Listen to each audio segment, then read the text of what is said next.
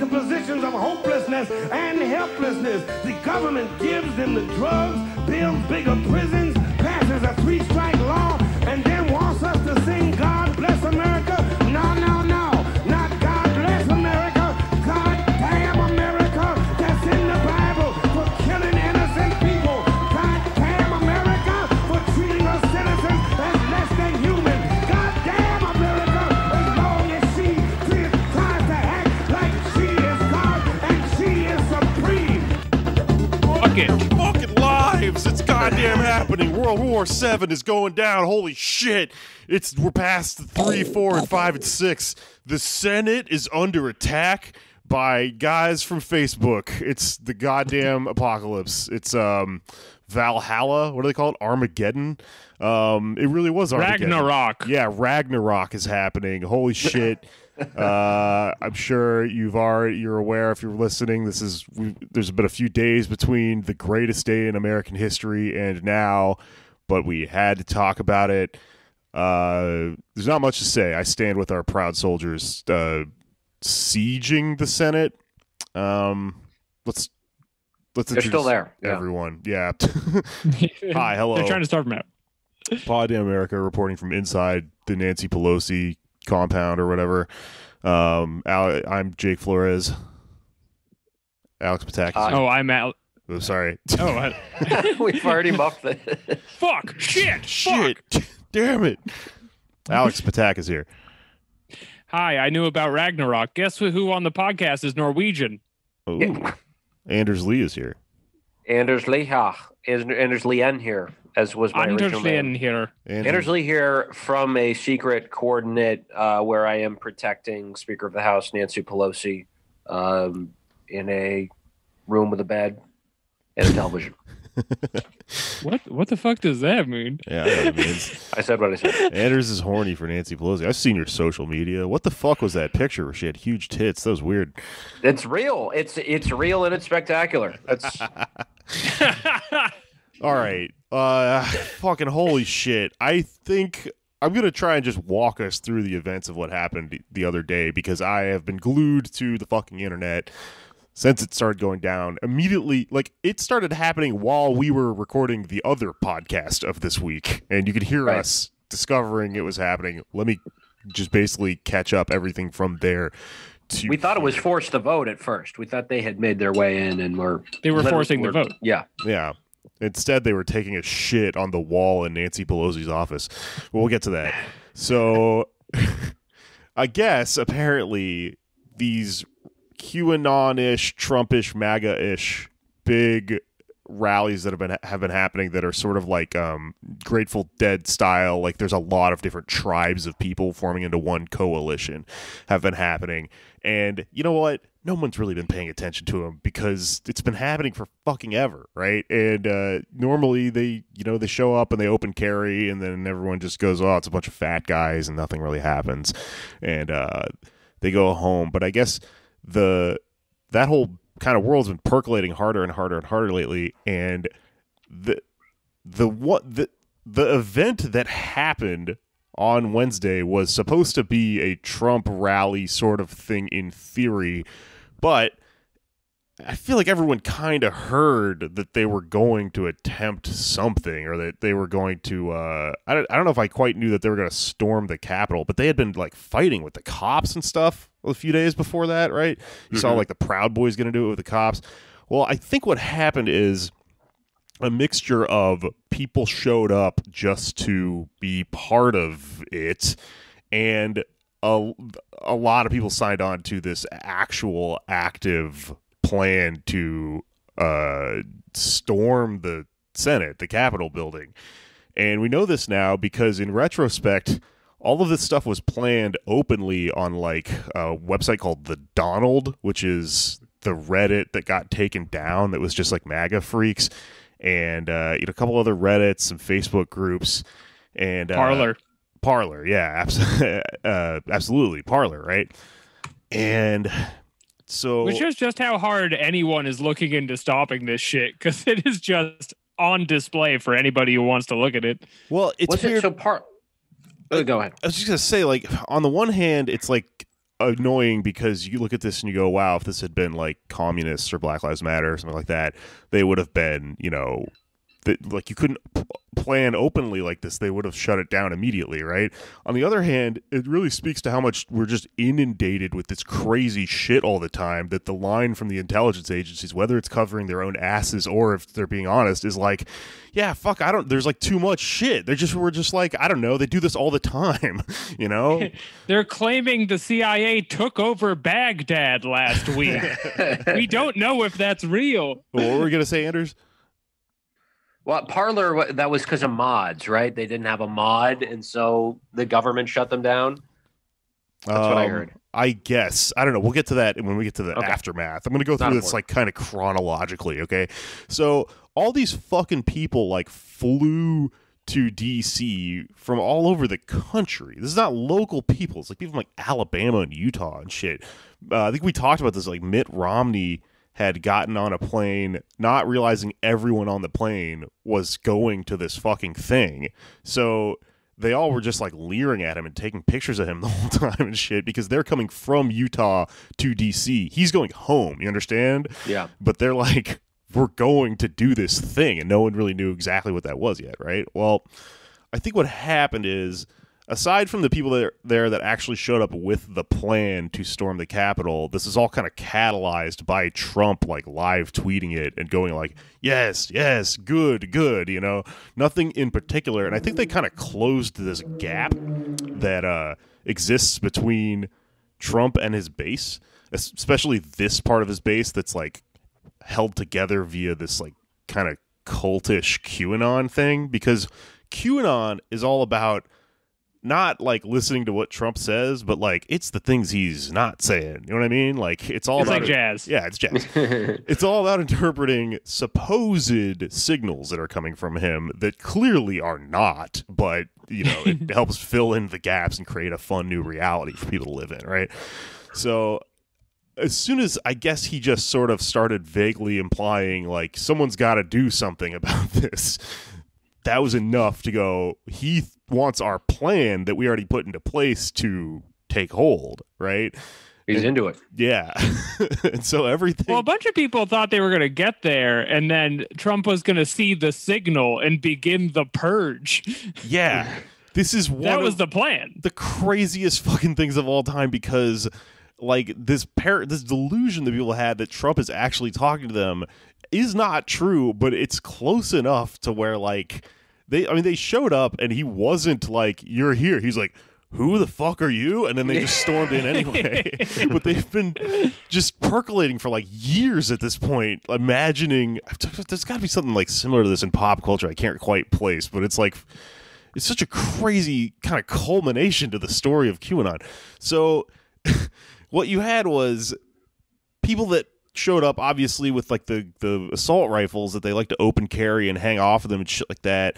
And also there was a guy with a cooler full of Molotov cocktails.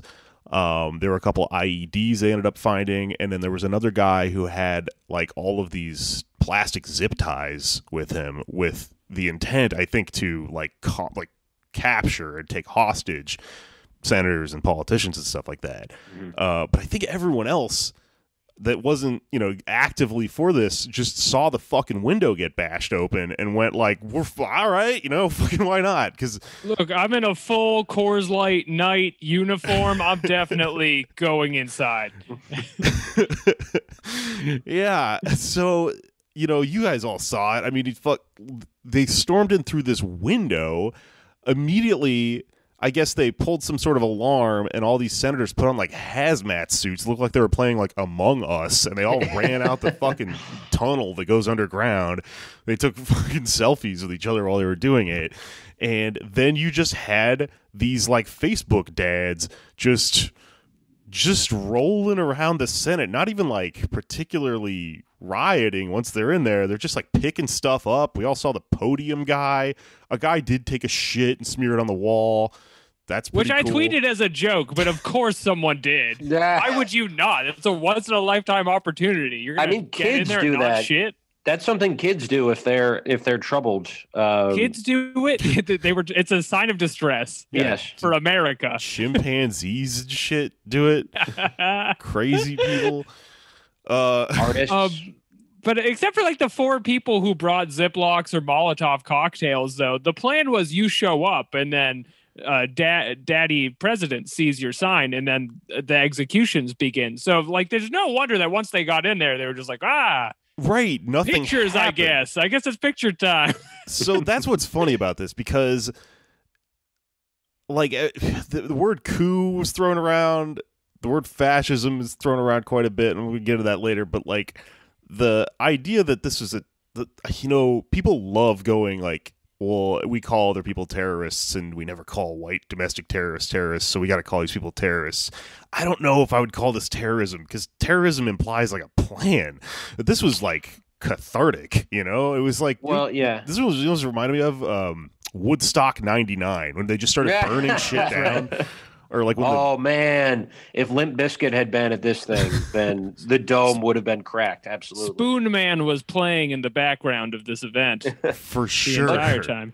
So the thing about the T word, terrorism, is, and we talked about this with Mark Bray, is that it's always been used by governments to sort of justify cracking down on dissent and revolutionary movements and that are good. Like I go back and forth on this, because I think you can kind of say the same about any political term, that it's nebulous and can be used by people to justify whatever they want. But especially terrorism, I think we should be really guarded and frankly probably not use it at all, because it just gives more power to the security state. Whether you use it or not, what they're going to do with this fucking event is it's going to be a fucking whole new lists in an underground compound in DC, and we're all going to be on it. It's going to be great. Before we even get to the political fallout, let's just talk about the guys. A bunch of new guys came out. Who are your guys? This shit fucking ruled. 5 people are dead. We'll get to them in a minute. The podium guy happened. There's the old lady we all saw. All right, so there's like everything became serious, I guess, on a level when we found out someone died. But then it became kind of unserious after we found out who she was. One of them tried to rush through a window that was being used as a barrier and guarded by like a bunch of cops or Secret Service or something like that with guns pointed out. And, she just had like a Braveheart moment. I saw a video of it. It's crazy. They shot her right in the neck because she just announced she was going to storm them. And, there's like a limit to even how much those people can get away with that shit. So, she's got an interesting story. I think she was unhinged. And I mean, as much fun as it is to make fun of these people, kind of my ultimate takeaway here is that this is like, there's cult-like stuff going on. There's like an emptiness that a lot of this QAnon MAGA stuff is filling. And this lady, all these articles are coming out where they're going, who was she? Who are they? Or whatever. And I read a little bit about her, and she was in the fucking like National Guard. She's like a military type herself, but apparently would act up and mouth off to like her commanding officer and stuff like that. Got like left and shit like that. But at one point, she was in a part of the National Guard known as, this is like a fucking troop or whatever. I don't know what the terms for it. I don't know military terms, but she was in something called the Capitol Guardians. So like the irony is just dripping. Her and the cop that died, ex-military. He was like deployed to Saudi Arabia and shit. They both came home from the military, which is something that's supposed to give you, some kind of meaning, I guess, at some point in your life. It went crazy and ended up coming, into the situation in direct violent conflict with each other. She also had a history of like, apparently they interviewed like her husband's ex-wife, and the ex-wife said, yeah, one time I was driving home and I just saw this car in my rearview mirror, and it was her, and she just saw me and just fucking drove me down and like, crashed into my back bumper 3 times or whatever. Nice. She stormed him. Yeah, she loves storming. She's always storming. Died doing what she loved, storming. I mean, can't get enough, right? So I'm still, I don't know. It's fucking crazy. It's tragic. Whatever. Somebody died.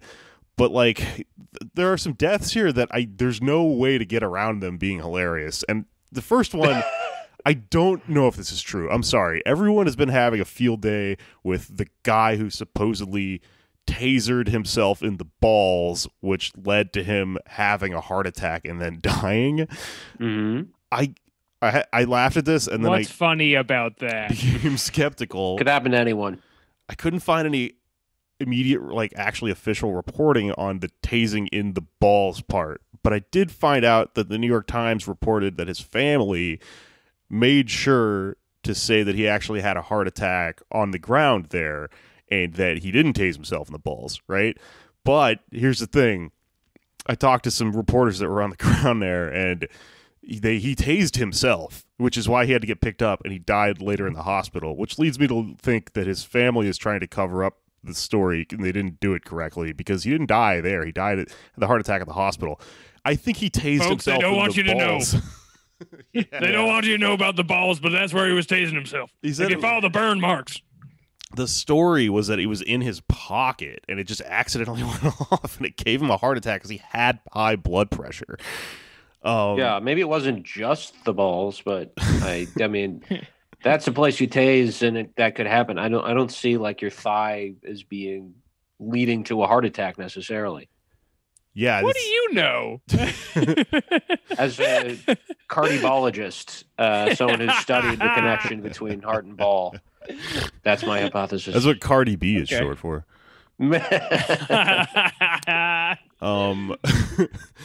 I hope it's real. Don't ruin this for me. Yeah, I don't know. Yeah, I mean, seriously. This guy was crazy too. His family is trying to say like, oh, he loved his country and all this stuff, but he went crazy with QAnon like, a year or two ago.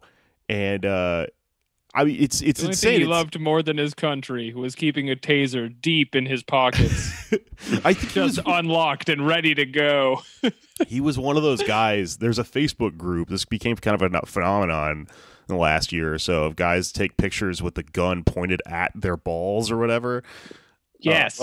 I think he was in one of those groups. He's in a bunch of wild Facebook groups as pictures of himself, like with 2 AK-47s announcing that he's going out to get Antifa and all this shit. All of these people's families are coming out and saying they went to protest peacefully, they're peaceful, and then their direct social media tells on them immediately. Like the one person that got fucking somebody got shot or something, their last tweet was like, I think it was the lady that got shot by the cop. Her last tweet. The time for blood has come. Yeah, it was like treasoners deserve to be executed or something like that. Maybe she's talking about herself. Yeah, maybe. Right. Self-loathing. It's a cry for help. Yeah. There's a woman that the story is still can't find out if this is necessarily entirely true, or if this is just a fun urban legend that sort of sprung up. Apparently a woman with one of those "Don't Tread on Me" flags got trampled. Like, come on, That's rough in terms of imagery there. It's too on the nose. Well, you know why the snake is saying "Don't tread on me" is because how often it is tread upon, being so low to the ground. Yeah. So it kind of fits in a way. It's a nice request. That's what people take the snake out of context. It's not really trying to bite anybody. The full quote is, "Please don't tread on me." Yeah. All of these people were convinced that Joe Biden was stealing the vote. One of the guys that died, I can't find out the way he died. The last thing he tweeted was a picture of Joe Biden as Joseph Stalin, so like Joseph Stalin. Oh, but for stealing. Yeah. For stealing. The lady that got killed was in a Facebook group called Dad Jokes Everywhere on top of all this. And then the best one I could find is one of the guys that died was he had a website / like Facebook page group thing called Trumparoo, where his thing was that he was selling these plush kangaroo dolls that had like Trump hair and organizing like buses to get together to come to the Storm the Capitol thing just so he could push his Trumparoo line. He was a QAnon Bring freak, your though. Joeys. But they said that somebody talked to him before this, and like he was he got into politics. He said, "Hey, I didn't get into politics like a year ago." He wasn't even interested in like politics. He just got sucked up into this thing through. You got all these like. Hey man, I'm here for the kangaroos, and then the politics come second. Okay. All these people are like grifting each other, and they're all like selling each other Tupperware and Herbalife and stuff. Fucking madness, right? So all these people die, and then I'm sure we all saw eventually the fallout of this is like they sort of get into the Capitol. They don't really have a plan. There's nobody in there for them to kill anymore, I guess. The fucking National Guard gets called off by Trump, but then they come in anyway. Some state level thing happened or whatever, and they just show up on the balcony that all these people are hanging off of, and they just start throwing tear gas at them, and that pretty much gets them out of there. And I was obsessed with this one part where the National Guard gets called and then Trump tells them to go home, because if you work for the National Guard and people have taken over the Capitol building, like what else could you be doing? That's your whole job. What are you going to like play Facebook games until the shit ends? This is where the Trump thing gets crazy, because he sort of like has this plausible deniability at all times, especially in situations like this where he just kind of says nothing, but then he does chime in and go like, nah, but what if you didn't, like to the National Guard? It's like, okay, well, you're enjoying this, right? And you kind of willed this into existence on some level. Maybe you just outright planned it. I don't know, right? So then all of the online discourse began, right? We all saw it. We got immediately off the mic. We had Representative Mo Brooks from Alabama claiming it to be Antifa in disguise. He said they turned the MAGA hats backwards. That means they're Antifa, which is like, why would they tell you that? Because it's the opposite of forwards MAGA hat. We didn't want to go the full, so we committed to putting a MAGA hat on, but we just couldn't bring ourselves to do it front face. If you do an upside down like rally cap MAGA hat, you're in the Red Guard. Oh, that's true, yeah. Because you're the most opposite of a MAGA hat then. Did anyone see this Matt Gaetz shit? Yeah, he was also accusing the same thing, right? Of Antifa.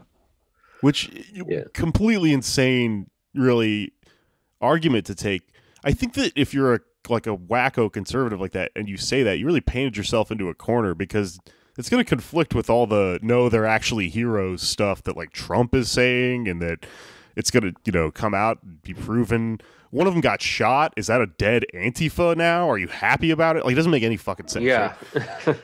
Right. And again, this stuff is all on Facebook. We saw this being planned. The people have been arrested. They've confessed to it. Like, this isn't. The fact that you would have to immediately pivot to that's not really them shows you just gave away that you don't support this thing they're doing, right? Yeah. The brands. They didn't pick an angle in advance, which is what you got to do. Just get everybody on the same page. You gotta just like keep your cards close to your chest like Trump, and just every once in a while just go like, you wink, good. Right. Yeah. Which maybe this will lead to them being, maybe they'll get primaried for this, because their constituents who went out to the Capitol are not going to appreciate being called Antifa thugs. They're going to say you lied, and they're going to run against them, and then we'll have a bunch more Q Congress people. Well, there are already a bunch of Q Congress people, which is kind of the scary direction of this, because I think you're right, but only in the worst way. We'll get out primaried by more. What was her name? Mary Miller? Something like that. Who was the woman who was like caught on tape just advocating for Hitler at this rally? New Congresswoman. Oh God. Yeah, I saw that. She apologized for it. I think she didn't know she was quoting Hitler or something. No, she said we should be more like Hitler or something. It's just, she's trying to save her ass, but she's like clearly not taken out of context. It was some Candace Owens type argument, right? Like Hitler was good except for this, or if he had just done this a little differently. Well, we can learn a lot. Let's get to the discourse, but first, a couple other things happened. Online happened, right? All the fucking brands started tweeting about this. Axe body spray made a funny joke about someone had dropped an Axe body spray bottle at the fucking inside the Senate. They said like, we're I don't know. They made some joke about being lonely. Burger King just chimed in and said, like, we are not a monarchy. Ha, ha, ha, Burger King. The Chiquita brand. Somebody mentioned, like, Chiquita being a banana republic at one point, and they just started responding to people saying, like, the history is complicated. Well, it was a joke. Someone did a joke Chiquita account because they were originally UFCO, I think, United Fruit Company, and the Dulles brothers helped overthrow the Guatemalan government for their profits, basically. So they were, trying to. So now they're forced into a corner where they have to like acknowledge that. They're covering it today. They're like, we're different now. Yeah. Yeah. We're just about the bananas now. We were hungry. You know how mad you get when you're hungry? It's over. It's fixed. I ate bananas. A fucking comedian that we know, Chrissy Mayer, was just there. And she's claimed after this, like, you would criticize someone for just going to cover an event like this, like she's like a journalist or whatever. I watched her streams. She's talking about how like Joe Biden's in a secret pedophile ring and shit. She's got the QAnon brain. It's fucking weird. People started dunking on her it, and she immediately was like, "Well, maybe I'm just a journalist." But like, you're also simultaneously like, you're saying the QAnon stuff. It's fucking bananas. Right. She's someone who just recently said MAGA's about love. And you guys can't see that because you haven't gotten to know us, but we're all about that. Yeah, these people are fucking we're all about love, man. Fish freaks. They're Grateful Dead heads, man. This is all just like a fucking. It's like the Manson family or something. Like it's like not about the politics even. It's just about the hang. I don't know. So the comedian representation is through the roof. Oh, yeah. Because it wasn't just Chrissy Mayer. The fucking Viking guy is an improv dude. The Viking guy. Right, the shaman. He's a fucking improv guy. He's the Q shaman, and he's shirtless all the time, and women want him, men want to be him, and he storms the Capitol and shits on the walls or whatever he does. Yeah. Which does, and people were joking about this when it was happening, it does seem like improv everywhere, because it's the same skills applied for evil. Yeah, truly. Yeah, it looks like you got on the subway to go to work and everyone's wearing no fucking pants. And you're like, God damn it, again, fucking UCB. Move to a different goddamn city. So yeah. Then probably the biggest story of yesterday, which is Trump's Twitter account got nuked, and it appears that they're just like knocking down conservative and conspiratorial, behemoths of Twitter left and right. Ben Garrison got taken down. R.I.P. He's back on Facebook. I'm a friend of his on FB, and he compared this to the Anders. He compared this to the Night of the Long Knives, which was a Nazi murder spree during the Weimar period. Very similar. Right. The next thing all that happened, of the Nazis were removed from Facebook at that time. Yeah. I guess the equivalent would be if the Nazis were taken off the radio, which never happened. But would that be no, I guess. I don't know. We can get into that. So the next thing that happened is the discourse becomes Republicans and conservatives sort of saving their ass left and right. People are quitting the Trump administration.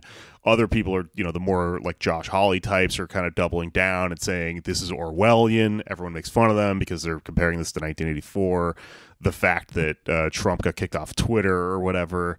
And in the day or two after this, what happened is that they all left. They just got to fly back to their fucking homes. And people have pointed out, if this was Black Lives Matter, they would have fucking killed all of them, right? And that's true. And you notice, or if you listen to what the police that were in charge of guarding the Senate the day of were saying, their response, that sort of gives away a lot of the game, I guess, was that, well, there would have been too much violence if we had tried to apprehend everyone. So what we did is we let them go, and then we intended to track them down later. And that would never happen with anyone else, right? That's obviously like pretty, appalling. But at the same time, something really weird that's happening, I think, is that these people proudly don't wear masks, right? And they also don't wear masks for multiple reasons, because of COVID and also because they think Antifa is cowardly or whatever. So they're taking all these selfies and stuff like that. And you could see like intelligence organizations like the FBI just tweeting like, hey, do you recognize anyone in these pictures? Like, tell them. We're trying to round everyone up. So the people that are getting arrested... You have all of their faces. The podium guy got arrested. The God of War fucking horns pagan guy got arrested. All the meme people are getting arrested because they are the ones that they're the only ones that the fucking intelligence is able to track down because they purposely narked on themselves. So if you're just rank and file out there, you probably got away with this, you know? Yeah, they should have worn masks that said, I'm wearing this to conceal my identity, not because I believe in COVID. Yeah. If anyone or at least not been caught planking on television. I think that would help. So that's kind of where we're at right now. Trump's off Twitter. Fucking Twitter apocalypse is happening. These people are kind of getting arrested. Everyone is arguing now.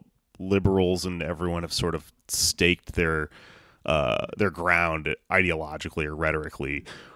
You know, where they're going to decide to argue about this from. And a lot of it is, you know, liberals saying, wow, they didn't kill any of these people. They should kill these people the way they kill black people, right? Not the other way around. Yeah. You know, I mean, honestly, to me, the correct takeaway from this, if you're thinking about the police, is this is an argument to get rid of the police because it shows you the way the police function, which is they don't. They only kill black people. Yeah. No matter, remake the police department any way you want it, they will never stop a horde of MAGA QAnon psycho people. The fucking thing is flawed, right? It doesn't make any sense. They're never going to arrest their friends from the Epic Jeep Facebook group. They literally know them. Off-duty police officers in the fucking MAGA horde, and they just stopped, like, high-fived each other and shit. Of course they had no idea what to do about it. Right. Yeah, the on-duty ones were letting them in and, like, directing them farther into the buildings. And taking selfies. And yeah, these are people who, unlike, I think, most of the Black Lives Matter protests, many of them are armed. They have guns, some of them concealed, some of them not, zip ties and shit, and they're not perceived that you have a civic right to carry a weapon, according to sort of the right-wing mentality in the U.S. That's just as much of a right as free speech. So the fact that you pose a threat is superseded by what they view to be constitutional rights, which are for white people and no one else. Well, if you ask me, that's the only scary part of the whole thing, because it was the funniest day in news of the year so far. I hope we can top it soon. But the part where you're seeing the cops and mixed in fascists actively get along and coordinate with each other does have this kind of like, ha ha, I'm looking at the shadow of a thing that could be bad later, ha ha, kind of element to it. I don't know. Well, okay. Yeah, I mean, the guy, the chief of the Capitol Police resigned. Why isn't there a push to take away more of their money? You know what I mean? If they're not actually doing their job, if they're doing a shitty job, let's take away some of the funding. No, they didn't have the funding they need, Anders. Joe Biden's going to give them twice as much. They're going to have a Gundam they can use to open the gate. Yeah, that's what they're going to say, is that was the problem, was we didn't have enough training. We didn't have enough backup. The idea that there would be a training for this is so funny. What would the training be? Letting your friends down? Well, preparation? I don't know. It's a role play where it's like you have to tell this guy who has an M16 and a Trump disappointing white people. Yeah, you have to tell them not today. The training simulator for this is what Jeffrey Toobin was doing when he was caught jacking off. He's gaming through all of this on his computer. So I want to talk a little bit about a couple of big takeaways from this. One of them is the word fascism, and the other one is, the concept of class and the class makeup of the... Well, the third thing is, people have been arguing about what to call this. Do we call it terrorism? Do we call it an insurrection? My favorite word so far is siege. I don't care that it's not accurate. It's very fun. It makes it sound like World of Warcraft. So I'm going to go with, this is the Battle of the Boomers, and what they did was siege the Capitol, right? So the class makeup of this, I think answers kind of the first question. So obviously you have sort of ultra far right left, whatever reactionary grifter types that are, for whatever reason, hell bent on sort of posing the argument that this is a working class thing, and these are the lost workers that could be part of our revolution if not for all of our identity politics and our cancel culture and all this stuff, right? Mm-hmm. I think that's probably pretty easy to disprove just fucking logically with the fact that this happened on a weekday. People flew out to it in the middle of a pandemic. All of these people were shouting at the top of their lungs, I am a business owner, I own jet skis and stuff. All of these people I just mentioned that died, if you look into their lives, they're being reported on. Fucking one of them owned... They brought their Donald Trump kangaroo business to the protest. Yeah, they're all small business owners. One of them owned, that lady owned a pool business or some shit. Another one was something really similar. That doesn't mean there aren't workers there, but this is probably being led by the petty bourgeois, right? And so there's a comparison between this and actually the rise of fascism in Nazi Germany that you can draw here, and that's that essentially you have a resentment from the petty bourgeois, and it's they're in conflict with the big bourgeois. These people are angry that they aren't in power. They're not angry that they're workers necessarily. Right. And the workers who are there too, because this is a big angle people are taking is, well, this guy's a union carpenter and that guy works at my Aubon pan. They're mad about the right things. You just got to get them on your side. The people who stormed the Capitol building are not an email away from hearing you out on this.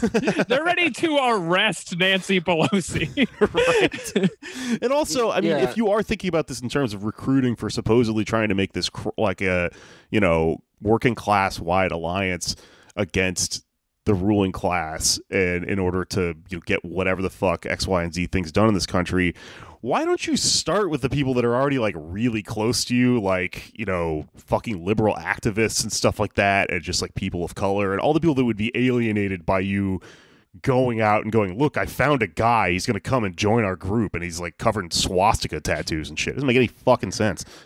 I think the liberal activists, that's going to be a hard sell too. Liberal with a small L, not a big one.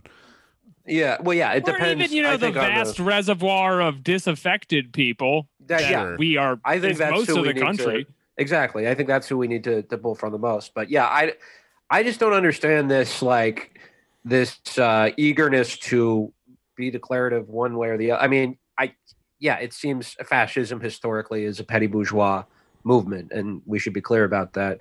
But that doesn't mean there were zero working class people, and that I am kind of skeptical of the just leap to that narrative to just drive home that to sort of take do the liberal line for them and reinforce that idea, which is that poverty does not breed extremism, that has nothing to do with people's radicalization, and we can't do any material analysis of it, because even if it's an entirely petty bourgeois movement, that's still a class analysis, right? There's still material reasons why people want to protect their ill-gotten gains and use racism to justify that. But just the reality is that there are a lot of working class people with reactionary views. Not all of them, right?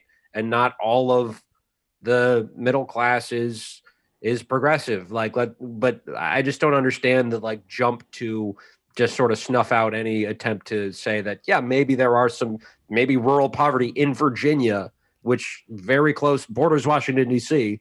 There are probably people who came up from there who are actually living miserable lives, who are, have false hope in Q or Trump or whatever.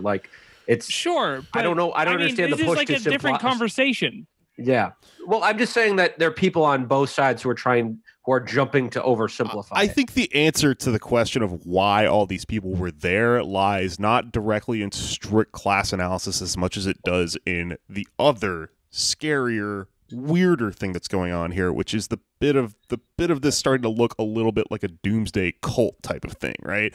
Because, as good leftists or Marxists or whatever, we're going to kind of understand that there is this, there is contradiction time, right? There is this thing where you have people that are living in a precarious situation in society, and it doesn't compute. It doesn't add up. It doesn't make them feel good at the end of the day. And so, that can lead to class consciousness, or that can lead to false consciousness, which is what you might call a lot of this. If you see workers out there, you might see this as like, no, brother, how about the enemy's capitalism, and it's not lizard Jewish cabal people, right? But I mean, the thing is, if you look at the people who happen to be out there, who happen to be workers, because I think there's a cross-class thing going on. There's a mix of people, because we don't live in exactly like finite robotic times. We live in a really complicated situation where, this thing is, you have people that don't even understand that they are a class that they are, and stuff like that going on, right? So I think that if you look at the big picture, why are there comedians there? Why are all these like failed grifters there? Why are all these people who started a million, scam careers that didn't pan out? They didn't get rich quick. Why are they all there? Why do you have these petty bourgeois people that are, pissed off that their fucking like hot tub company is not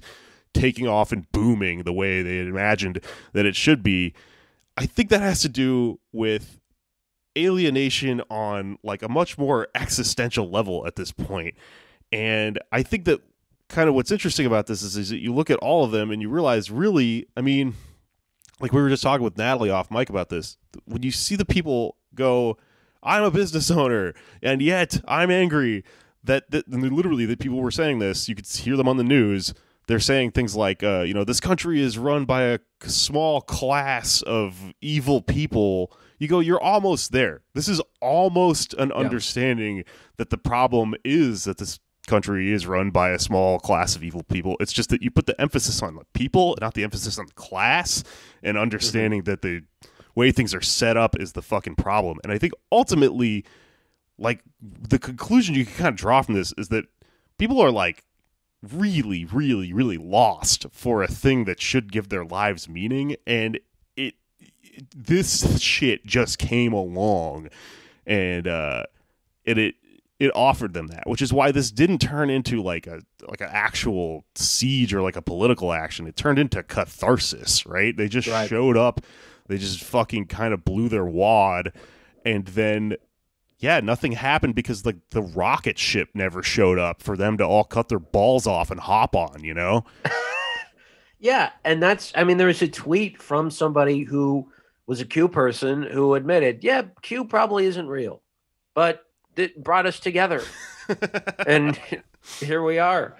They just need some sense of meaning. But yeah, I agree that like most of these people, 99%, if not, 90 to 99%, we're not going to win over to the left. And the way we do win over people who might have reactionary views is not by indulging those views, right? You don't try to appeal to someone who has racist views by saying racist stuff. You talk to them about class. And that's what we have to do. But then that's why I'm very skeptical of liberals and some leftists who try to say like, we can't do that. Like the white working class people who are reactionary. Well, first of all, they'll say that they don't exist. They'll say that, working class people are not reactionary. If you think that, that's because you're bourgeois, which is just, I don't know what to tell you if that's what you're going to take away from this. There are plenty of examples in history of people becoming reactionary because they are primed for revolution, because they are exactly the thing you're talking about, because what they're living in is this precarity, this alienation that is like the underlying, if you're fucking reading Marx or some shit, you can look at mathematically how it is just, okay, this is specific to a certain class that doesn't get to climb the ladder. They don't get to ascend, and they don't get to sort of, fruitfully multiply like other classes in society, right? But with what's going on here, I mean, I think that things have gotten to a point, the way that this country is set up, where like everyone feels alienated in that way, all the way down to the bottom. people just at the dredges of society, up through the working class and through these like small business owners and shit. Even the fucking politicians, I guess, they don't seem like they really, feel like they're in charge of anything anymore. They're all freaking out too. That, I don't know, that alienation is like, it's proof positive of the thing that we're talking about in people being able to become class conscious, I guess. I don't know. Well, what are we talking about right now? Because the overall mobilization of a revolutionary effort is, of course, going to be hinge dependent on a mobilized working class. But we're not talking about that. We're talking about the people who stormed the goddamn Capitol building. What I'm saying is they're gone. They're not your friends. They drank all the Kool-Aid. Yeah, no. If you are worried, this fucking pisses me off. People spend all this time worried about like the precedent you set by like putting a picture of the Viking guy on Facebook because then the FBI can find him, and now we're ratting out other activists. That sets a dangerous precedent, motherfucker. How do you think the Q shaman would feel about throwing you in a cell for the rest of your life? Yeah. He's already there. He's already trying to take power with a staff. Right. Oh, God, the free These speech. people are not your fucking friends. It's the end of the fucking world. God damn it. The free speech thing is like a whole other can of worms that, like, I mean, I was just say for another episode, because there's so much going on there. But that's another aspect of this, the fallout or the discourse from all this. Which is that people are sort of talking about the slippery slope of like, oh, if you ban Trump and if you disown these people or whatever, does that then lead to to some free speech violations that could happen on our end? And it's like they don't like us. They're already throwing communists and shit in jail. They have been the entire history of this country. I don't know. The question isn't who is the real communists, the cops or the emergent fascists. It's they both are, and how do you get out of the situation? I think people think they're in a wrestling match that has like three sides to it, where you have the feds, the like MAGA people, and then like an emergent left or whatever. But you're not really. It's just you and the MAGA people, and then the FBI is just stuck in the ref position, and you both want to be that guy at the end of the day. Yeah. Yeah, I mean, I think historically there has been a lot of, if you look at the Oklahoma City bombing, there was legislation passed after that was, done in the name of protecting us from right-wing extremists and wound up sort of being used to persecute Muslims. And so and anti-war activists too. They kind of fed into each other, that political sort of trajectory, even if it wasn't like one-to-one policy-wise. But that's something we have to be aware of as leftists is, censorship in terms of the government cracking down and using its powers to stifle people from disseminating information. That is something to be wary of, but we're not talking about the government yet for most of this stuff. We're talking about I have a lot of wishes for the government. I don't think they care about my input on at all. Yeah. I don't want them to have new security measures and anti-terrorist cells and all this stuff they're going to have in Patriot Act 2.0 in 6 months, but it's going to happen. Well, that's the thing I'm thinking about with Twitter, right? Trump has been, is he permabanned? Is he never going to get back on there? He's banned. He has to make an alt. Your God is gone, Anders. He's talking about making just his own social media network now. Right, and that could happen, and that could rot even more brains than Facebook. It's like these things are, right now they're just sort of mirrors of society. They're large corporations and people with all kinds of views come on them and are sort of forced to mediate advertisements and metadata and stuff like that, and things that are, deemed provocative by the powers that be. But I think people are worried that this is going to be used to crack down on leftists. Well, that's true. And it will be, but that is true if things keep going the way they have been. But I think the key is the underlying conditions that create the monopolies, and what we have to focus on is expropriating these companies because at this point they're public utilities, and we have to actually make them democratic. Like, there's no way around that. Until we do that, I feel like this discussion is kind of like going in circles. Yeah, no, I mean, the Twitter thing is it's incredibly hypocritical of anyone on the right wing to complain about being deplatformed from a private organization after you spent all of these years telling us healthcare is not a right, everything is the private market. Being able to kick you out of any situation is what actually makes society great, and it makes you better at things. Maybe this will make Trump better at Twitter. I don't know, because he has to not get banned from it now or something in order to compete in the marketplace. But yeah, no, I mean, these things need to be public utilities, sure. You have to wonder how many people are about to literally lose their homes due to an eviction under COVID and get banned from Twitter at the same time and being like, I fucking knew it. Once one happens, the other's happening. Yeah. I'm on the street. I'm kind of losing the thread here. There's too much to talk about. We're going to have to do more later in the week or something. I think we should move on. But anyways, if you're in line, stay in line. Bless all of our little soldiers out there in the what is it called? The mall? What the fuck is that shit called that they're on? The National Mall? I don't know. The Capitol? Yeah. The mall. I don't know. I don't know what to really say about this. I'm trying to come up with like a Jerry Springer fucking final thought about this, but like, holy shit, that was fucking crazy, and the year's off to a great start. Yeah, it's going to be a shit show on the 20th. That'll be fun to see. I wonder. My birthday.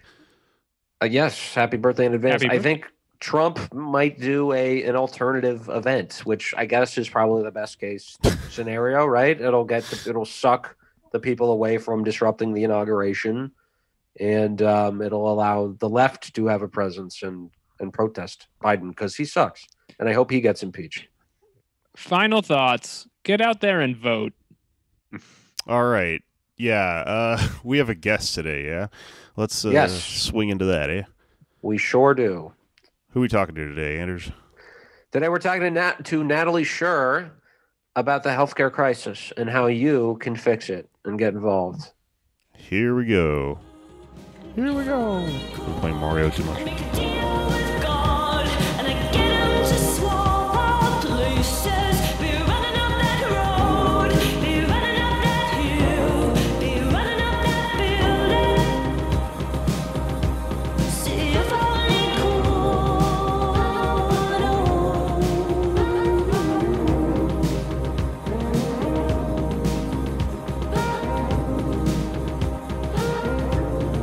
We are now joined by Natalie Sure, who is a wonk. I believe you're not offended by that designation. Not everyone is, and also a television writer. You and I are two of the only television writers who did not support Elizabeth Warren, so that's notable as well. But we're talking healthcare. Thank you for joining us, Natalie. Thank you so much for having me.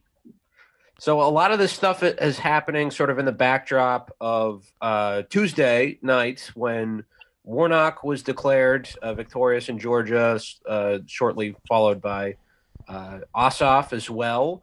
Now that the Democrats have a 2-seat majority, how soon can we expect Medicare for All? Is it going to be in 1 month, 2 months? What's the timeline looking for that? I think it should actually be by Monday. We're recording this on Saturday. That's what the M stands for. Even shorter than that. No, unfortunately, as I think we've always known. So it is really good news, I think, from a healthcare perspective and the perspective of a few other things, that Warnock and Ossoff did win the Georgia runoff elections. And so the Senate will be officially split 50-50 with Kamala Harris as the deciding vote. That does mean that there won't be Republican obstruction in the way that it happened when they have a majority.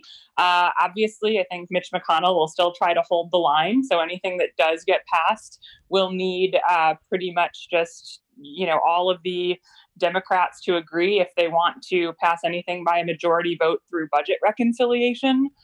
Anything more than that, they're going to start shedding potentially more moderate Democrats, and they're going to have a really hard time picking up more than just, a handful at best Republicans on anything. So it's still, pretty bleak looking forward, but they'll have themselves to blame much more obviously than they had over the past several years. So it'll be interesting to see how they pivot rhetorically. Well, we have the executive branch now, right? Won't they save us? Won't they, put their foot down and just throw this thing together? Yeah, I mean, obviously, there are a couple of things that can be done in terms of healthcare by executive order. I don't know how enthusiastic Joe Biden is about exploring some of those options. I'm going to guess not too enthusiastic, but the pathway does exist for certain things. It's better than a Republican presidency, but no, I don't think Joe Biden or Kamala Harris are there to save us in any meaningful way. We're going to have to do that ourselves. Well, one of the things people are excited about is the possibility of Bernie Sanders now being the chairman of the Budget Committee, which is cool. But after bills get out of the committee, if they even do, they're going to have to get past Joe Manchin. But are there other benefits to that? Because, I mean, in the past couple of weeks, we've been discussing political theater and the benefits of that for reasons we'll get into. But do you think there's some way in which Sanders could call hearings that would bring attention to public ills that would motivate people, or is that also sort of an overrated gain? Yeah, I mean, I think that political theater can have a value. And, certainly up until just a couple of years ago, I think that there were some important theatrical elements of Sanders' presidency. I think that political theater can play an important role in agitprop. And, as people who are in the media or media adjacent, I think it would be odd to, completely reject the notion that can be helpful. Right. But what it can't do is build power on its own.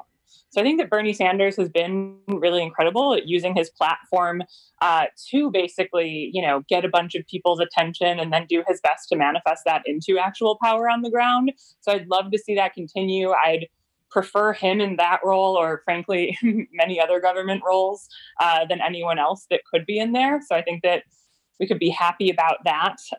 And, when it comes to healthcare in particular, Medicare for All is more economically sound. It's one of those things where, a lot of progressive leftist agenda items really are more money. The complaints that the right has about them are true, but Medicare for All happens to be something that does make more financial sense ultimately when you compare the amount that it would cost versus what it would cost overall in the private sector. So I think that we have that going for us, and I would trust him to frame that well. Right. And, there are some progressives and socialists and even members of DSA who are still sort of wedded, if you will, to the idea that, we have a floor vote and there's a chance with enough galvanization that could turn into Medicare for All, which I just don't see happening under a Biden presidency or under this Congress. But there are other good things that can be done, as you were alluding to, particularly surrounding a healthcare bill that, Biden wants to improve the ACA, improve, quote unquote. That's a major agenda for the Democratic Party, prescription drug prices and stuff like that. And DSA, from what I understand, has been starting to organize around making sure that healthcare bill not only has direct relief, but also has tangible steps towards Medicare for All at some point at the federal level. What are some of those steps that people should be attuned to? Well, over the past couple of years, we have seen Medicaid expand by ballot measure in several states that didn't previously have it. And, for as much as whatever you want to say about the ACA and however many shortcomings it has, of which there are so many that I've talked about a lot, Medicaid expansion is the best part of that law and has done the most for the most people. And so it's pretty unequivocally good that those have been expanded. There are several states that still haven't expanded it. My understanding is that most of them don't have direct ballot measure laws. So they can't bring those to the people in exactly the same way as it worked in, Idaho, Maine, Missouri, and other states. But there's still hypothetically a path forward in their state houses. More immediately, this isn't exactly, something toward Medicare for All, I think, in the way that you're asking, but there are two parts of the federal code that basically allow patent breaking in certain situations that could be used to, break patents and then license out different drugs to get prices down, license those to generic manufacturers, or in the case of, the state of California recently passed a provision that will allow for public manufacture of drugs. That would be amazing to see, in other states or at the federal level. They haven't actually started doing it yet, so we're going to have to keep our eyes on it and see how it goes. But I think that that's pretty promising. There's also something called the family glitch that has kept a lot of people uninsured for the past couple of years, which has to do with, the ACA provides subsidies for people who don't get their insurance through their employer. And so people who do get their insurance through their employer, but it doesn't cover their dependents. And then those people are kind of in this shitty gray zone where they're not insured. That can hypothetically be fixed with a majority vote in budget reconciliation. And another thing that can happen is that hypothetically, we can address the problem on which the lawsuit currently pending in the Supreme Court is predicated, which is basically that the individual mandate having been bottomed down to zero then no longer constitutes a tax. And because it's not severable from the rest of the ACA, the whole law is scrapped. So you've heard of this case where it's, the last case standing that could potentially knock down the ACA. Mm-hmm. Basically, Congress can go in, can nullify, can just strike the individual mandates so that the premise of that case topples, so that we'll at least avoid a situation where all of a sudden tomorrow the Affordable Care Act doesn't exist, which, for all of its problems, I think we can agree that that would be really a horrific thing to see happen to the tens of millions of people who get their healthcare through it. So, I'm not going to pretend that those things are anything near as exciting as Medicare for All, nor are they, even approaching a scale of what's needed to overhaul the healthcare system in a just way. But they are, small, meaningful things that will make a difference for a certain amount of people. And, I think the left should push towards those things as much as it possibly can. In addition to, state level reforms. And there are pretty active single payer at the state level coalitions and drives happening in New York, California, and a few other states. So, keep an eye on those as well.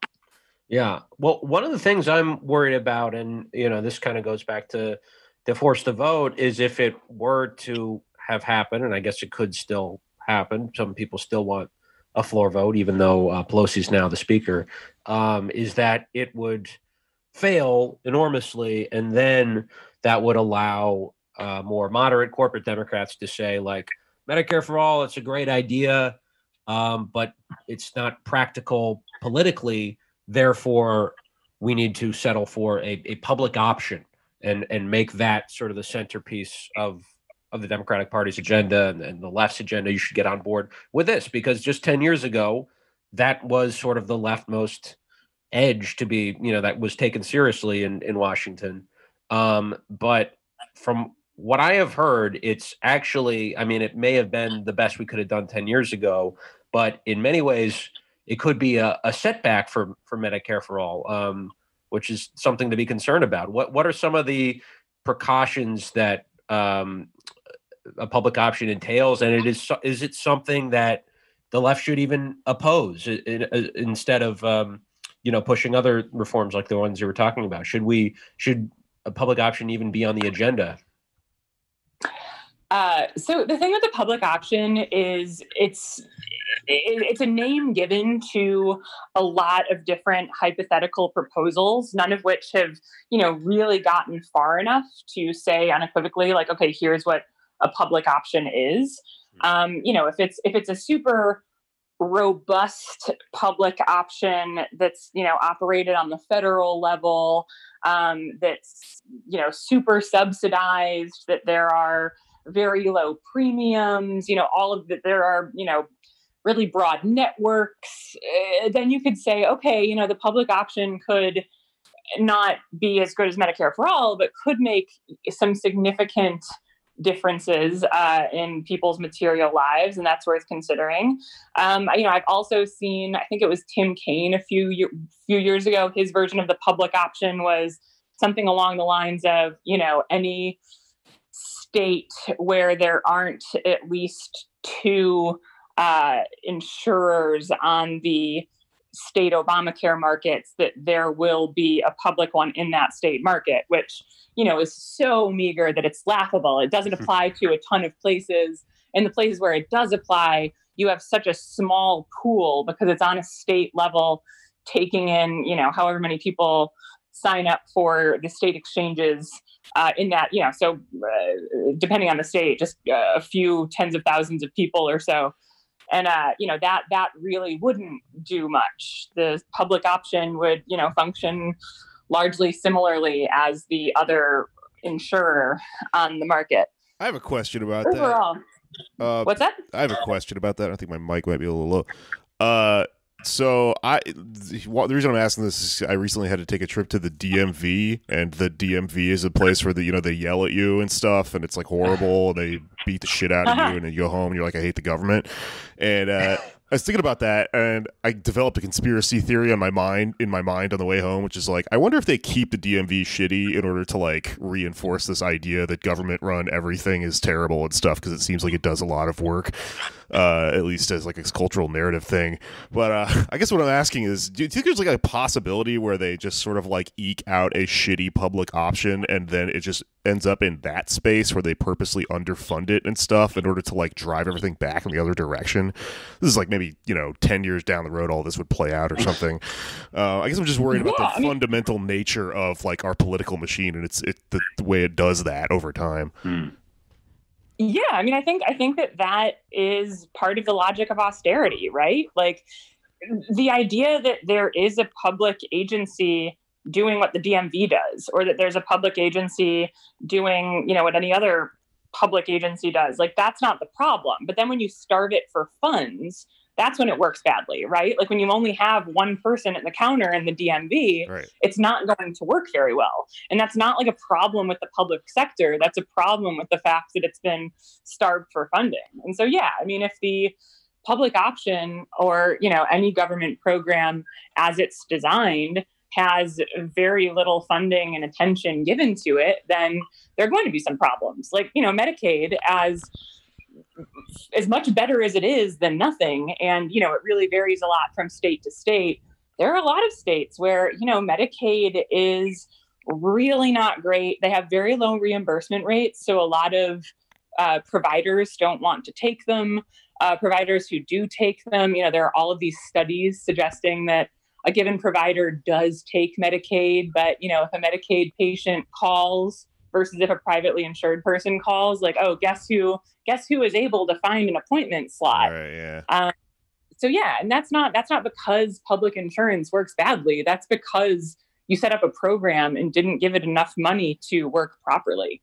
So yeah, I think that starving public goods for funds and then pointing at it and screaming about how badly it works and saying, hey, now the private sector has to take over, we can do this better, like that is so out of their playbook. Right. And that is it even possible to get like the sort of the robust public option you were talking about earlier from this Congress, from the Biden administration, or is anything called a public option that they pass just going to look like that? No, yeah. So that's the thing. So many people push back against Medicare for All and say, hey, let's do a public option, best of both worlds, in between, blah, blah, blah. And, the assumption that that's predicated on is the idea that the $3.5 trillion industry that some of these things are, I mean, in the case of Medicare for All, fundamentally upending. But even, if you having a public option that's robust enough to work challenges these industries significantly enough that they will push it back. So you'll get all of the pushback without any of the, intuitive elegance and mobilizing force that you'll get with Medicare for All. So I've never thought that argument does make that much sense. There's a broad constituency for Medicare for All. The movement has to get so much more powerful than it is, but it's also a much more advanced movement. No one shows up for a public option rally. Maybe they would in like a limited 2009, man. I smoked 3 joints at a public option rally in 2009 with I've never smoked a joint at a Medicare for All rally, so maybe I'm doing it wrong. Yeah, but definitely now it's more exciting, and that's what people want, right? That's on the tips of people's tongues is Medicare for All. We've kind of forgotten about the public option, and it does have majority support in the polls, but something I've seen you discussing is there's a difference between sort of soft support and the hard support, which the latter of which we're actually going to need to pass it in the coming years. Can you sort of illuminate that difference a little bit? Yeah. I think that when we look at the polling on Medicare for All, as a lot of people know, it depends very heavily on how you ask the question. When you start to say, do you support Medicare for All, even though it would mean losing your private insurance, which of course, by definition, it does. That's a good thing. But, that language, I think, makes people feel like nervous and defensive. Sometimes when you phrase, positively around a public option, they like it better. Different polls show different things. Oh, and when you ask about, stopping insurance from being employer sponsored and just have everyone, something more like that, then it gets more popular again. So, it's a little hard to elucidate what people like. I think that there is enough to say this idea is popular and also confusing, which is fair. Yeah. And I think no matter what, you have to look at those numbers and realize that, however many people saying that they support the idea of Medicare for All, not every single one of those is going to be a body in the street.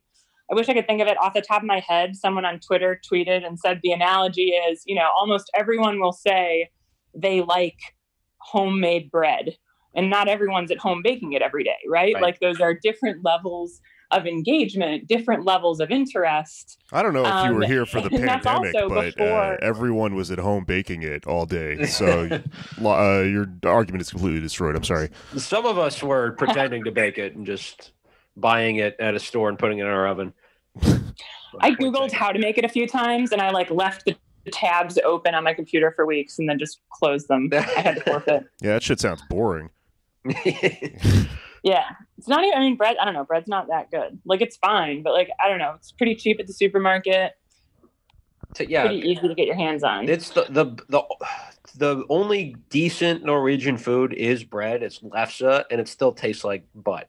It's just it's a very boring food. Anyway, sorry. You're talking about getting the bodies in the streets, taking the capital, if you will, possibly something that could happen in the future, maybe. Yes, we need public education, bodies in the streets, and we also need to realize that no matter what the polls say now, once this gets to a point where we're reaching a fever pitch, we're kind of in, striking distance from passing this thing, which will, require a resurgent, powerful left and a ton of other things. That $3.5 trillion industry that is absolutely built on this financial model, they will throw, there's no ceiling to what they'll throw at this. And I don't think, obviously there are already healthcare lobbyists in Washington. There's already, negative anti-Medicare for All propaganda that exists. The Partnership for America's Healthcare Future is this, small group of industry players that has started to put money into combating this idea specifically. They've only spent a few million so far. I don't think that everyone realizes how enormous this demand is and how much pushback it will get. And unfortunately, polling is going to be affected by that, as you could expect. So, that's okay. We can inoculate ourselves in the movement against that, but it's going to take a little more than pointing to something and saying like 70% of people, when they got a phone call, said, yes, they like this idea.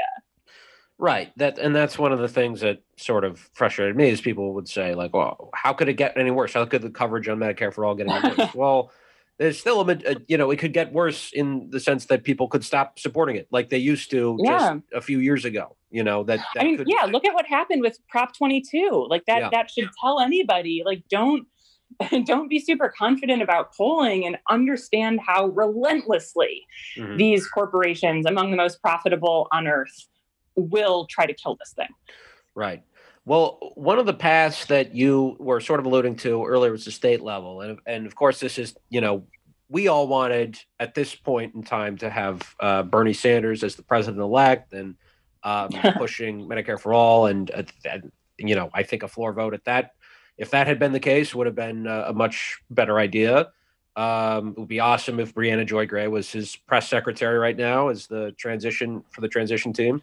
But that didn't happen, unfortunately. And so it's, not looking too hopeful for a bill like that passing at the federal level, both houses of Congress signed into law. In the past, I know there's been some resistance to pursuing the state path because I believe it's very complicated just at a policy level. Like there could be a lot of drawbacks there. But so like, what are some of those? And then also, even with them, isn't that just the most realistic, plausible political path, regardless of the policy? Like since Joe Biden is the president at this point, isn't it just the best strategy now to push it at the state level? Yes. So there are a lot of drawbacks to the state level single payer strategy. And I think it's important to be honest with them. And I'll also say, there is no state level single payer supporter who is not also a national level single payer supporter. Right.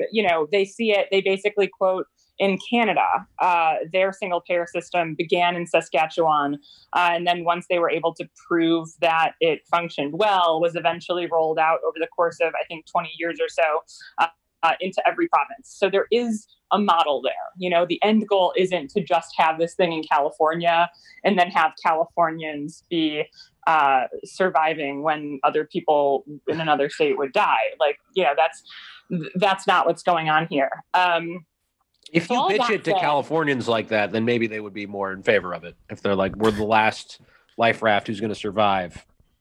They have the most natural disasters. Tell me about Los Angeles and how great it is. Some more.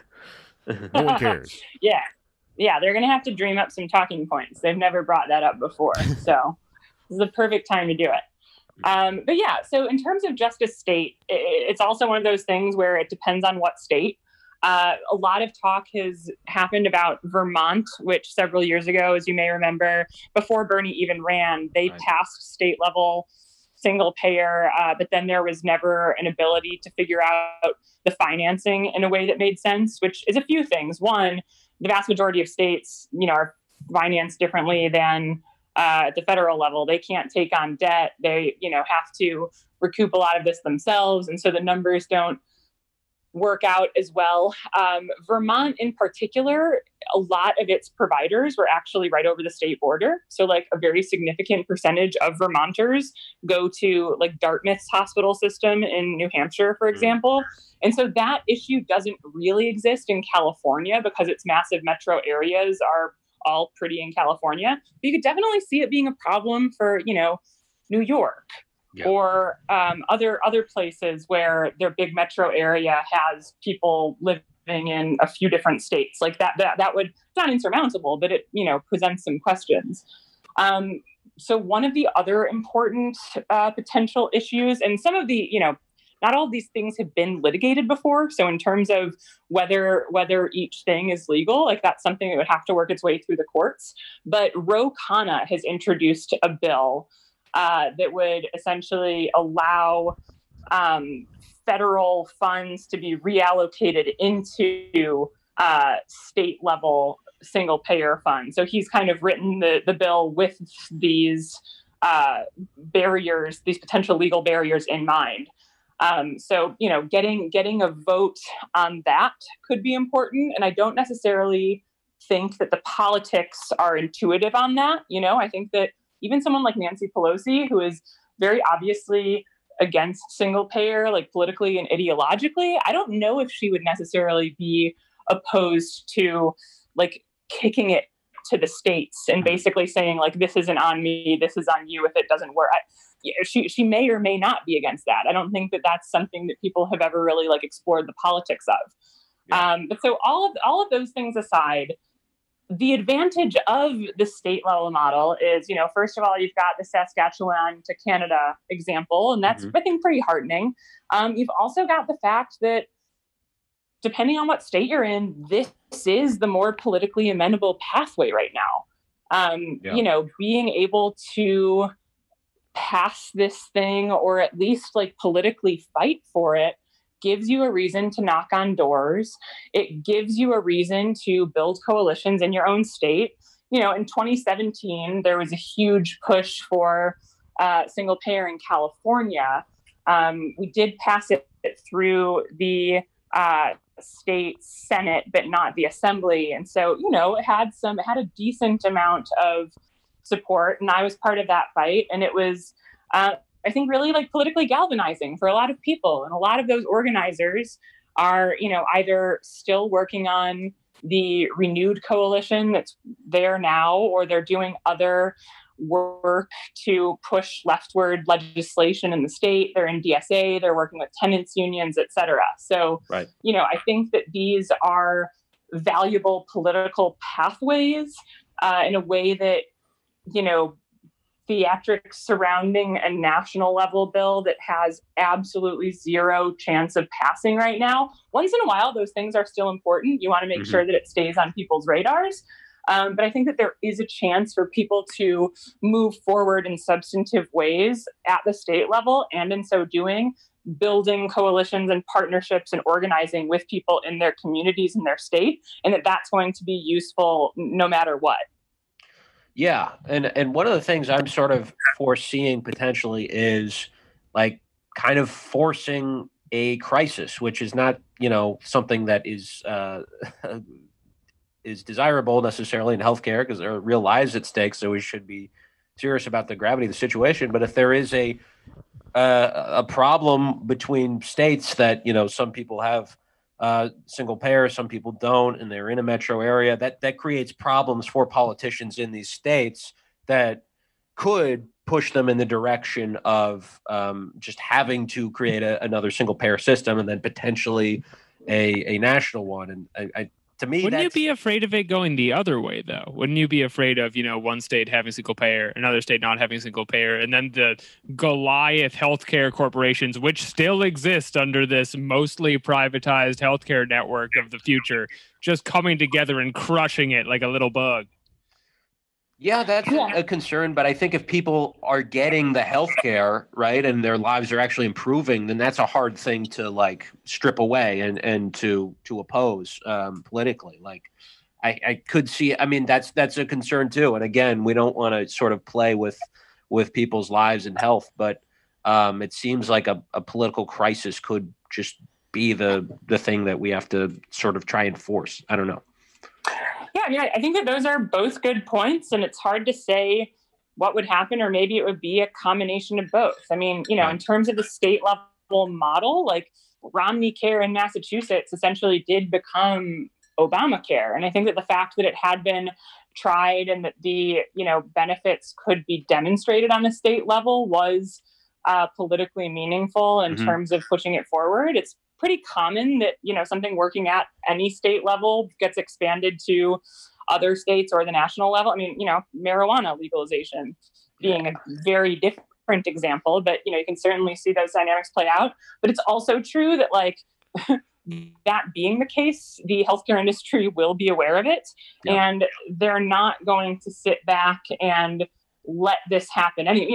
Particularly California, they worked so hard funneling millions of dollars in 2016 against a ballot measure, Prop 64, that would have, I believe, pegged drug prices to what the VA pays. So, because the VA is such a big single payer, individual payer, they are able to get deals that, Cigna, et cetera, can't.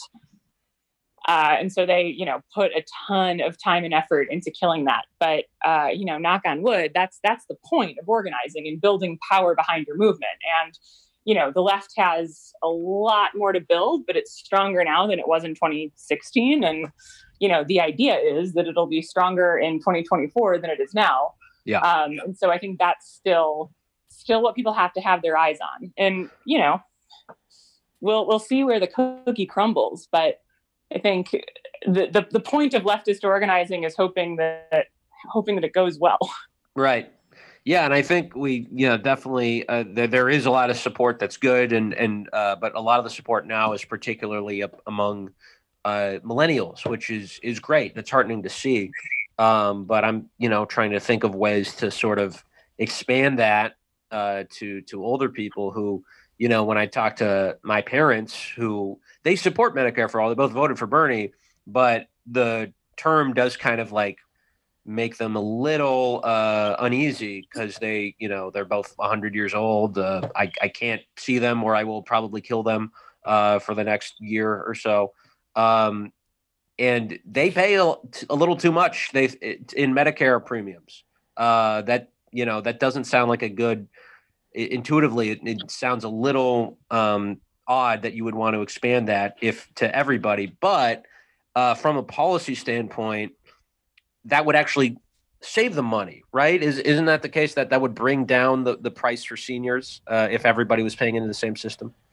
Yeah. So it's called, single payer healthcare. Right. Used to be referred to, something closer to national health insurance in the United States. Medicare for All, I think what that slogan does is it polls well, it sounds good, it's snappy, and it's basically a way to explain quickly to an American audience what single payer means using the most available reference point. But that being said, it's not the same as the Medicare program as it's currently constituted. The things you're describing, so there are several parts of Medicare. I'm sure you've heard A, B, C, D. But basically one is free or no cost, or free or low cost hospital care. Another one is, through your providers, 80-20%. So they pay 80% and you pay 20%. And because healthcare costs have gone up so high, a lot of people have something called Medigap insurance, which is insurance that covers the parts of your healthcare needs that isn't covered by traditional Medicare. And, those plans can be a little different. So, it is true that between your premiums for your standard Medicare plan and or, if you're on Part C, you might have a plan that's administered by a private insurer, and there are a lot of problems with those plans, but a decent amount of people use them. If you're healthy, you might save money even if they don't cover as much.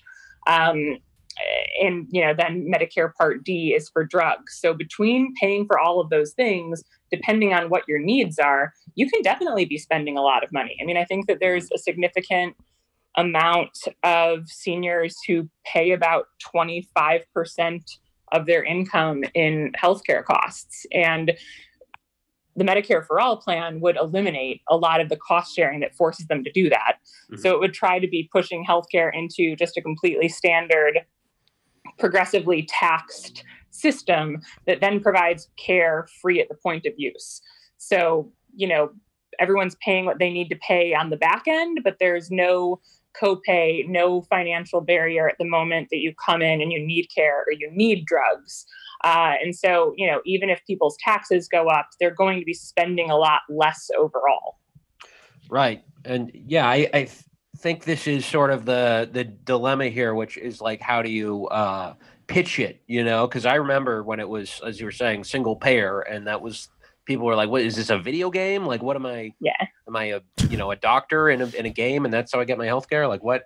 And Medicare For All. Am I a doctor in a game? People were always saying that. I remember. Mass confusion over this issue. Well, now it's so much better. I'm trying to go to the hospital, not play a video game. What are we even talking about right now? The only way you can get, because there's so few doctors and so many patients that they have to do the surgeries virtually. That's what I thought. You want me to be the doctor? I'm dying. Is this what socialism is? This isn't what I wanted. But now it's a lot better, right? That Medicare for All is a much better slogan, I think, but there's still that issue of getting the seniors on board and explaining to them that it's not just Medicare for All, it's better care for all, right? There we go. Yeah. Did you just come up with that? I did. I'll have to write that down. I believe it's Physicians for a National Health Program. On all of their signs, they have improved and expanded Medicare for All, and that doesn't have the same ring to it. Yeah. I also think that single payer is not a sexy phrase, and no one understands what it means, because healthcare is super confusing. You need to know a little bit about healthcare to realize why a single payer, one government payer in which everyone's in the same pool, is preferable to a multi-payer system where, you have Cigna, I have that now, you have this, you have that, you have a gold plan, you have a silver plan. And that what that does is it creates an enormous amount of confusion and administrative bloat.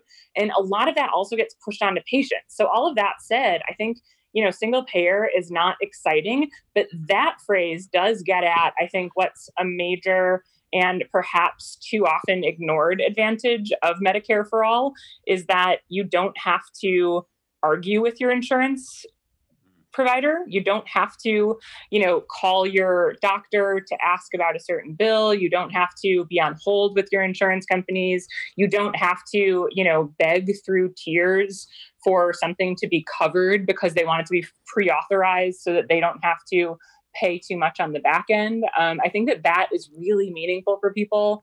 And I've, over the years, interviewed so many people who have horrible, horrible experiences with their insurer and with their provider, arguing about the financials of something, and just eliminating that and just having healthcare be available when you need it, without having to, beg for it on the back end over the phone, spending hours of your life, I think is something that would really change the way that people experience this part of their lives.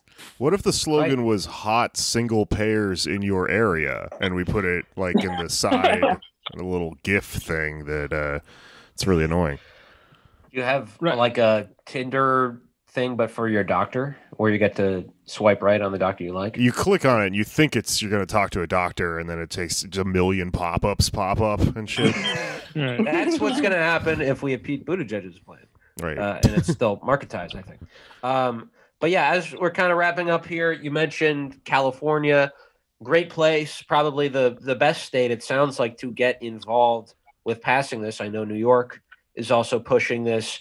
And what are some other ways people can fight the fight? I know that there's a big push for unions to support Medicare for All, because there's a big gap there, as with a lot of things, but a big gap on healthcare between the leadership and the rank and file. What are the ways the folks listening at home can get involved and push this? Yeah, so I spoke most about California just because I lived there and I was really active in the single payer coalition there. So I know the most about that. There's definitely also a push in New York. I think that their political conditions are more amenable after their last election, so they're feeling good about that. Yes, sorry to interrupt. There's now a supermajority in the Senate, so potentially Cuomo's veto could be overridden, which is exciting news. Yeah, that's exciting news. And they also, I believe, passed their bill through the Assembly in 2017. Mm-hmm. So politically, they're probably close to where California is. There was just a bill reintroduced in Massachusetts that I'm phone banking for sometime soon. I don't think it's as politically far down the line, but this is how you make those things happen.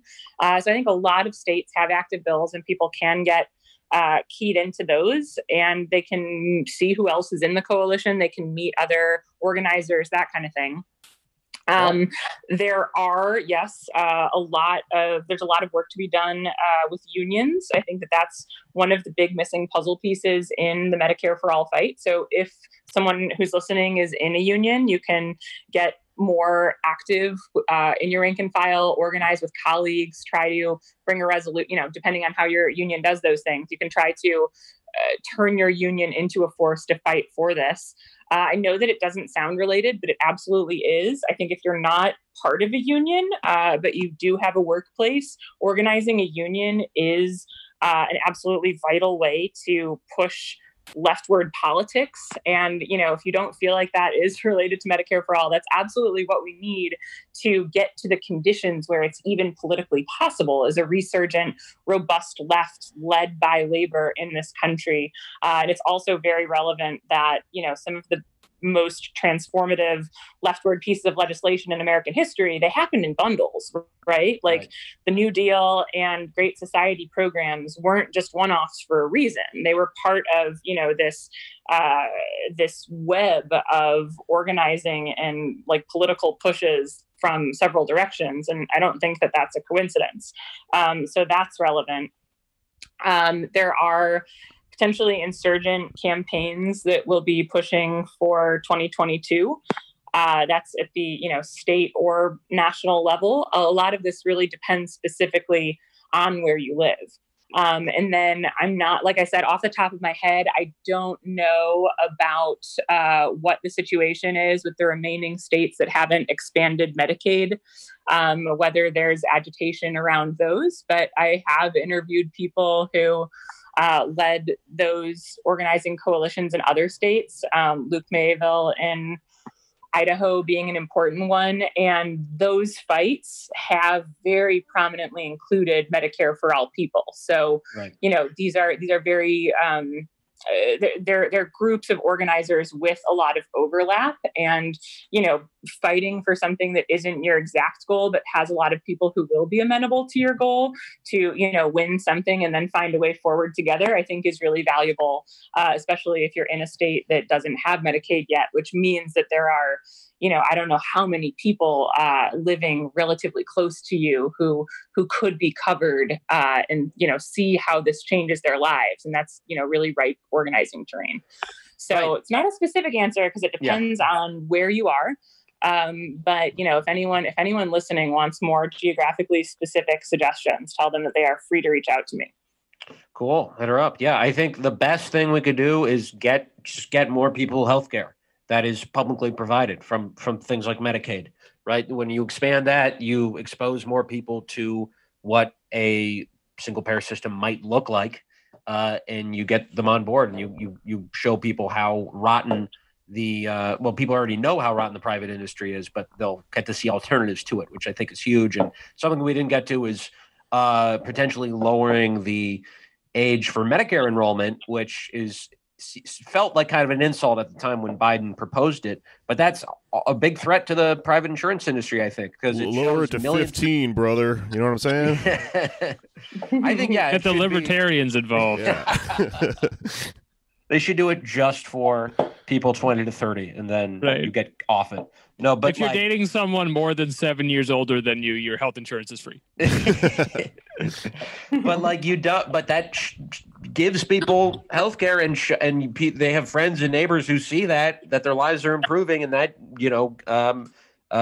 gains more support for it. So I think all of these things are great. Medicare for All is the thing you should fight for. Medicare for All, whether you want it or not, is, I think, the slogan that we should choose. Get involved. Join DSA, Labor for Single Payer. The orgs. Thank you for joining us, Natalie. Where can people find you? On Twitter, I'm at Natalie Shirley, which is a lame pun that I decided on 10 years ago and now can't get out of. Our podcast is called Pod Damn America. Just going to throw it out there. So you guys get it. Right. Can't resist a pun, but then you got to live with them. Yeah. Anything else? That's it. No, I think that's it. Pod damn you all, and thank you guys for having me. Pod damn to you. Pod damn you as well. All right. All right. Cool. Anybody else? Plugs? Alex? Okay. You can find me on Twitter at Patak Jokes. Listen to my other podcast, Ballin' Out Super and Theater of Delight, season 3 in production. It's going to be about if weed was illegal and the government had to burn it. And that's it for me. Cool.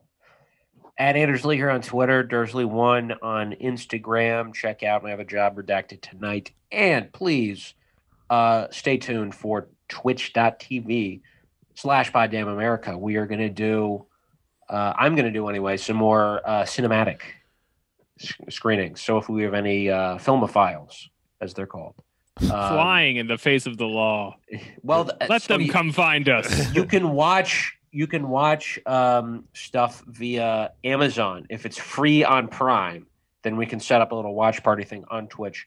Otherwise, we had a lot of fun last night doing a Zoom screening of Return to Oz, and then we talked about it on Twitch. So we're going to do more stuff like that.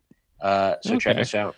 Yeah, if you're a Twitch freak, check us out. I've been playing games on there and just sort of freestyling, talking about shit. I've been reading tarot cards. I read tarot cards and predicted both the outcomes of the Senate races in Georgia this week and the outcome of the siege on the Senate, both incorrectly, but I'm going to try to get better. So, we'll do that late at night. That'll be fun. My other podcast. Anders is going to launch his rap career on there. Uh-huh. He's going to be freestyling in the classical sense, and you can watch that. Last name Lee, first name Anders, juking fools like Deion Sanders. You are not freestyling. You've done that on the show before. That's that's how I begin them all. He needs somewhere to start to get the juices flowing. Oh, I see. That's just a preview. You're doing that like breakdance thing where they're not started yet, but they're just switching their feet around while you're doing it. I got you. Yes, warming up. I can't have you oppressing the talent like this. Other podcasts of mine is Why You Mad? Me and Luisa Diaz doing fun theory and pop culture and art history bullshit. And couple of things. Big announcement. New merch. Our merch store, by the time this comes out, maybe a day or two after this, should be updated. I got new shirts and some cool stickers and stuff with rats on them. You know how I like them. They look cool. Also, I want to give a shout out, speaking of shirts, to this guy at John Brown Fun Club who made a bunch of John Brown shirts, and he sent me one. It's badass.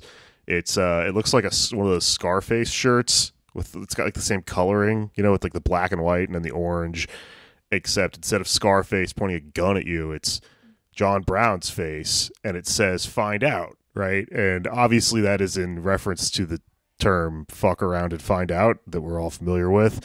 But he told me which he originated. Yeah, John Brown said that the first time.